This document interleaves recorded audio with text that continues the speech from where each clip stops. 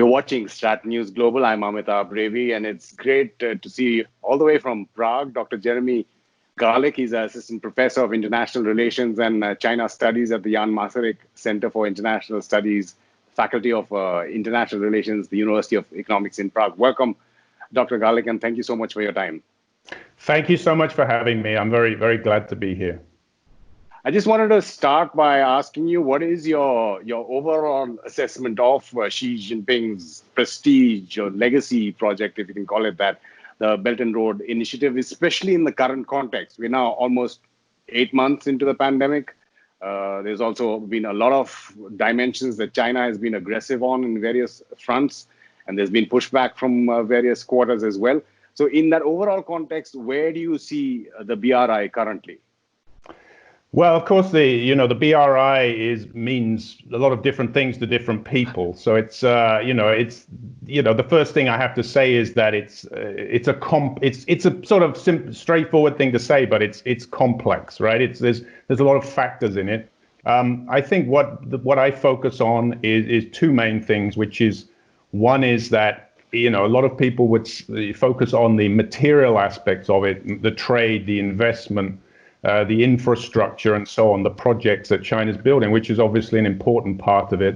But I think the other aspect of it is the ideational side of it, meaning, what is China, what image is China trying to create, what influence is it trying to get, what leverage is it trying to get in various parts of the world, which I think is a part that's often neglected. We focus on the material aspects and don't focus on the ideas, the influence, the soft power, whatever you want to call it. And I think the second point I would make is that the BRI, it started out as an initiative to connect Europe with Asia. So it was a Eurasian initiative. And then gradually over time, it kind of got spread out to include Latin America and Africa and other parts. I mean, in my view, it's still primarily better to focus on it as a Eurasian initiative, connecting Europe with Asia, also including, let's say, East Africa, which is on the route to Europe. So in that context, I think that the way to look at it and the way I divide it up is to look at the different regions that China's, trying to get influence in or trying to build infrastructure, invest in, get partners in. And if you look at those regions, for me, it divides, if we look at Europe and Asia, it divides into five main regions. So Southeast Asia, which is kind of the closest and sort of the biggest economically, most significant part, perhaps, for China. South Asia, a very crucial region as well, obviously. Then we have to look at Central Asia, which is also adjacent to China. So I think those three regions are really vital to it, right, and really central to it. And we see the most activity. Then the fourth one, where I'd see an increasing amount of activity recently, is the Middle East, especially Persian Gulf region, where we see, we see recent activity with Iran, and even Saudi Arabia. So the Middle East is becoming, I think, more and more significant region.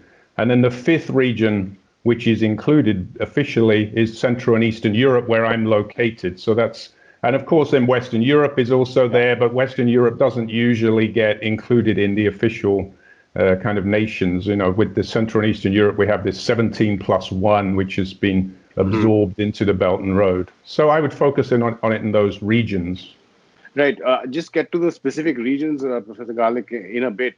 But in times of the pandemic and when countries are looking inwards towards their economies, and we already seen the figures, even if it's not Chinese figures, but international figures for how the Chinese economy has been affected. How do you see the BRI working then? Will there be like a pullback? Will the Chinese have to necessitate a pullback because of what they have to do elsewhere? Or how do you see that? I actually would see, it's a very good question, and I think that we were all confused about that when the first half of this year. I think what we saw was a kind of slowdown, a kind of, that China was kind of reassembling its forces domestically and, confused, and we saw a slowdown in the Chinese economy, even a retraction, right? But I think the second quarter official GDP figures show a bounce back now. I think that it's not really going to affect the Belt and Road. In fact, I think that, to be honest, my view would be that the coronavirus might even strengthen the Belt and Road, because now China's added into it this kind of mask diplomacy and, this health cooperation, and they're doing testing of vaccines I forget where, I think the United Arab Emirates. Also. Yeah, Bangladesh also, yes. So, and setting up health centers in the Middle East. So I think especially the Middle East, as you say, Bangladesh, there's been a lot, there's a lot of activity from the Chinese, which they can then absorb into the Belt and Road. Because the Belt and Road, the other thing I should say about the Belt and Road is it's very kind of flexible. Yes. They've made a deliberately vague and flexible kind of container so it's very easy for them to just put the coronavirus into it. So I would see now a bounce back and a, that it's not going to slow them down, the Belt and Road. You're probably also saying a bounce back because other countries would be also looking inwards as well. But when you look at an alternative, which emerged, say, last year, the Blue Dot Network, we've seen why India and the US are rejecting the Belt and Road Initiative, and we know the reasons for that. But how viable an alternative is this Blue Dot Network? Because it's virtually the Quad, as we call it in strategic terms, without India so far. Yeah, I'm not so familiar with the Blue Dot Network, but it seems to me that the problem now is especially with coronavirus, that the virus originated in China, but the Chinese obviously have been much better than all the other major powers at actually reacting to it. Obviously, in the initial stages, they were slow and they sort of had problems. But once they got mobilized, they've managed to contain the virus. They haven't got a severe problem with the virus. So although it's impacted their economy, they've relative to everybody else, they're getting into a stronger and stronger position because they've been able to mobilize the population and coordinate better. The Blue Dot at the moment, as far as I would be aware, is sort of kind of impacted by, for example, the US is just scrambling at the moment to contain coronavirus. They can't really focus on things like that. So with China bouncing back and being able to kind of coordinate themselves better, I think China's in a stronger position, and the rival, initiatives like Blue Dot or the Quad are really kind of on hold at the moment, seems to me, as India is also being severely impacted by coronavirus now. So this has got to slow, the US and India are slowed down by this, and China's in a relatively strong position. You're talking about the regions. If you look at South Asia and something much closer to India, CPEC as it's called in Pakistan, early this month, Prime Minister Imran Khan issued a statement saying that CPEC would be completed at all costs, and that's just post a conversation that the State Council and the Foreign Minister Wang Yi had with his counterpart in Pakistan. What's the situation vis-a-vis CPEC in Pakistan? Well, my take on CPEC is that, I've read a lot of literature on this. I've studied the data on this, and I think there are sort of misconceptions about what CPEC is and isn't. And it's, again, like, as I said, many things to many people. It's people taking it in different ways. But, this idea of CPEC being a connectivity, it's called the China-Pakistan Economic Corridor, which suggests a connection from Pakistan to China, perhaps Pakistan to Afghanistan and beyond. The connectivity aspect of it is, to me, is very dubious because of the terrain, because of the disputed northern regions, with the dispute with India, because it's a severe earthquake zone. There's only one road going through there, the Karakoram Highway, which is closed in winter. It's a very difficult logistical connection. So the idea of this being, there being increased connectivity across that border, I think is not really what CPEC is about. If you look at the data, CPEC, the majority of the projects, the biggest portion of the projects is in energy, right? China's investment in energy. The second one is in transport infrastructure. But transport infrastructure taken within Pakistan. I mean, it's mostly improving, the stuff in Pakistan. The kind of infrastructure project that is an international-looking one is the Gwadar port.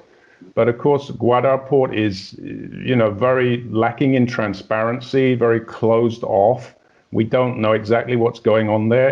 Again, a lot of conjecture about how much trade China can do through Gwadar port. But I think the statistics I've seen is that there's very little trade so far going through there. There's not much capacity to get large ships in there. The question of them breaking the Malacca dilemma by bringing oil there and somehow transporting it up into China, to me is, to be honest, is ridiculous, right? And I think the Chinese have not even been talking about that for at least the last 2 to 3 years. So that's sort of a non-starter.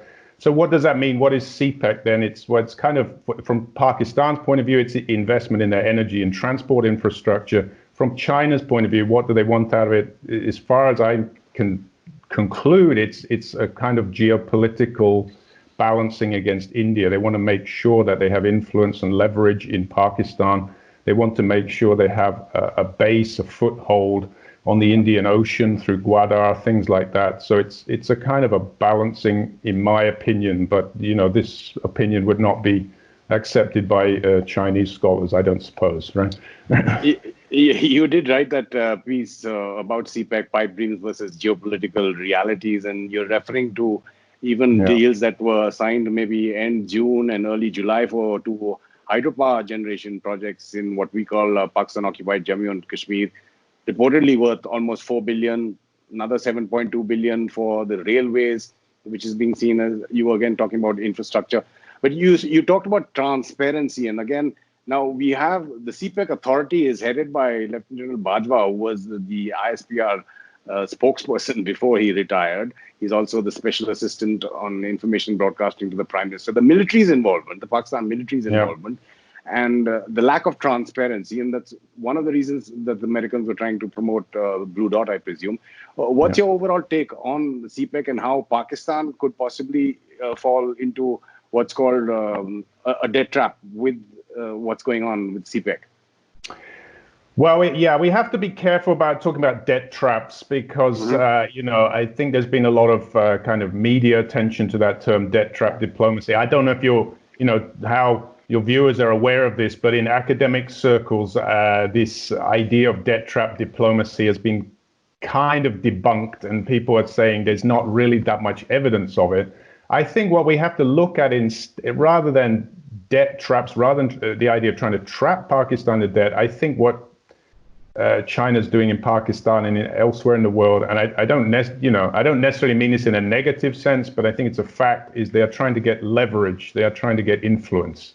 It doesn't mean they're going to trap China with Pakistan with the debt and sort of hold it over them and try to gain assets necessarily, but does mean they are definitely trying to gain leverage at high levels of government. And as you said, the head of CPEC is in the military.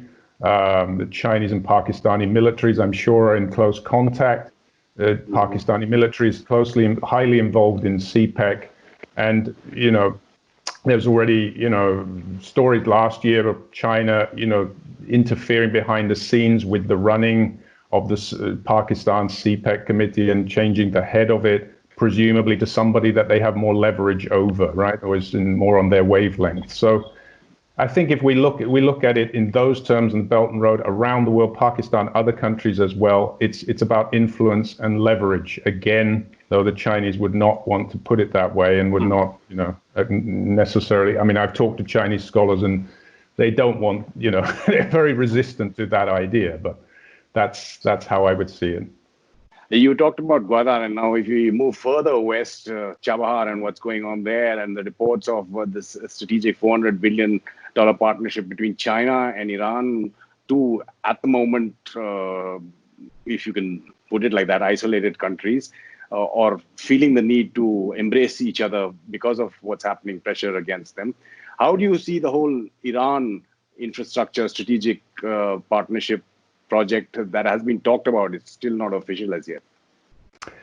That's a really interesting question, and one I'm just studying that now. I've been focused previously more on Pakistan. Now I'm trying to focus on Iran. I think the interesting thing there is, as some, I've been reading what some other scholars have been saying about that, and as one scholar pointed out, there was already talk of this deal in 2016. I was just looking today, and I found that again, there was some rumors about discussions about this last August, about this $400 billion deal last August, and now it again emerges now. I think we have to take this kind of with a pinch of salt, right?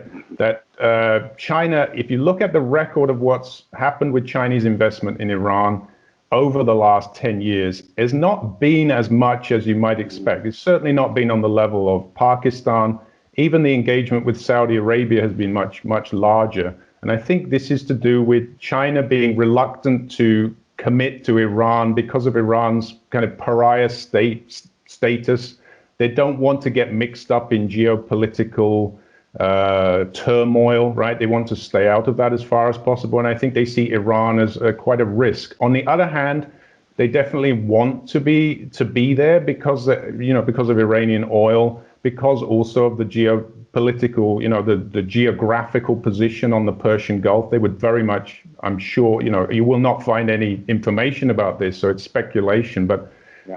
I'm sure they want to get a foothold there on the Persian Gulf so they can avoid not only what they call the Malacca dilemma, the transporting of oil through Malacca Straits, but also Straits of Hormuz. If they have a base there in the Persian Gulf, then they're in a very strong position regarding oil, perhaps future oil transportation. And we're looking at the $400 billion deal over 25 years. So obviously that's a long-term vision. But I think in a short to medium term, can't be sure what it means because these promises have been made before, and there's been a lot of talk about commitment to Iran, and not much materializes. If you look at the data, not very much has gone on in Iran. But that doesn't mean that it's not going to change. Maybe as China feels stronger, sees the US being weakened or confused, that China will now feel more in a position to gradually increase. I would expect a gradual increase of investment and commitment to Iran.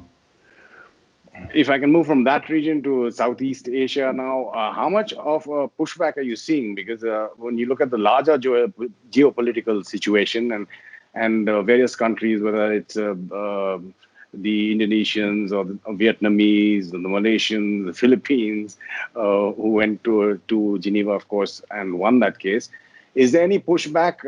You said that academics had debunked debt diplomacy. It was leverage that was being gained. Yeah. But even if it's leverage in those countries, Thailand, Singapore, various countries that have pushed back against infrastructure projects that had been announced or had been planned, how do you see that scenario?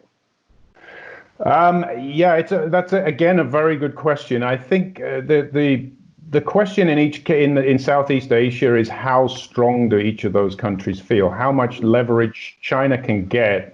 This is where, as I said, we have to be careful about debt trap diplomacy. But on the other hand, the extent to which the country has a strong or a weak economy, obviously, the weaker economies, that's why China targets them. It can get more leverage there, it can get more influence. So I would look at somewhere like the Philippines, which is economically very weak. It's also militarily weak, as somewhere where China might try to increase its leverage. It's more difficult for it in countries which have stronger economies or the economies are more rapidly growing. So like somewhere like Singapore, although it has Chinese connections, is not. They can't expect to get any kind of leverage there at all.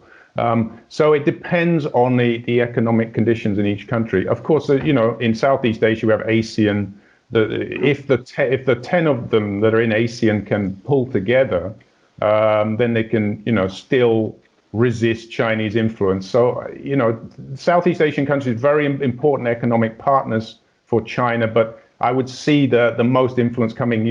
We've seen it in Laos or Cambodia, very economically weak countries, very, in the Chinese region. It's possible, as we see in Cambodia, as we see in Laos, for China to get a lot of influence there, to get hold of port infrastructure, to get more influence there. So I don't think it's a question of them trapping through debt. I mean, now they're very aware of that label, so they're doing their best to avoid it, but certainly influence in those countries. Professor Garlick, I absolutely appreciate your insights and through all these years and decades of research that you've done on this subject. Thank you so much for your time again. Thank you for having me. I was very glad to be here. Thank you. I enjoyed it. And just for our viewers, you can get the latest news and analysis from an Indian perspective on our website, stratnewsglobal.com. Do follow our social media handles, Twitter, Facebook, and Instagram to get the latest. And if you want reminders for videos that we put up like this one, just click on that bell icon on our YouTube channel. You're watching StratNews Global. I'm Amitabh P.